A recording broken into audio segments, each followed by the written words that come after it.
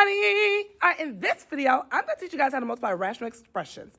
Make sure you've already watched the first part so that you know the process in multiplying rational expressions. All right, looking at this first example, I'm going to go through every numerator and denominator to see what type of factoring I can do if I can factor. Starting with the first fraction, I can factor that numerator using bottoms up. So, the two numbers that multiply to give me 12 but add to equal 8 is 6 and 2. So it'll be x plus 2 and x plus 6.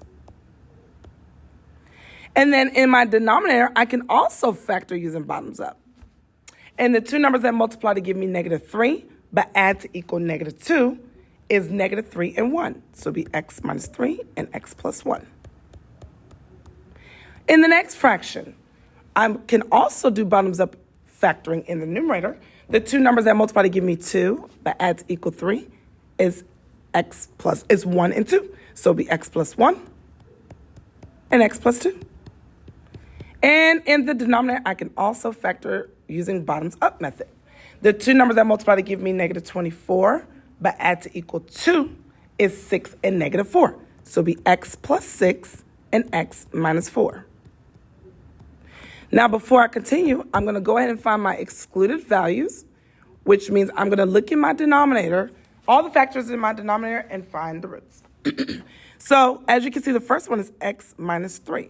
So, the opposite of negative 3 will be positive 3. So, x cannot equal 3. The next one will be x cannot equal negative 1. And then the next one will be x cannot equal negative 6. And the last one will be x cannot equal 4. Now, I'm going to go ahead and multiply everything in my numerators together as well as my denominator. And basically what I'm going to do is just write out all my factors in my numerator as well as my denominator.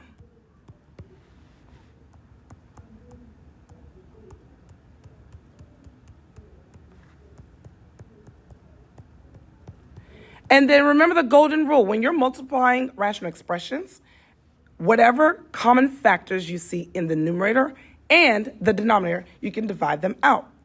So as you can see, I have an x plus 6 in my numerator and my denominator, so they divide out. I also have an x plus 1 in the numerator and denominator, so they divide out as well. And that's it, because even though you see x plus 2 twice, that's in the numerator.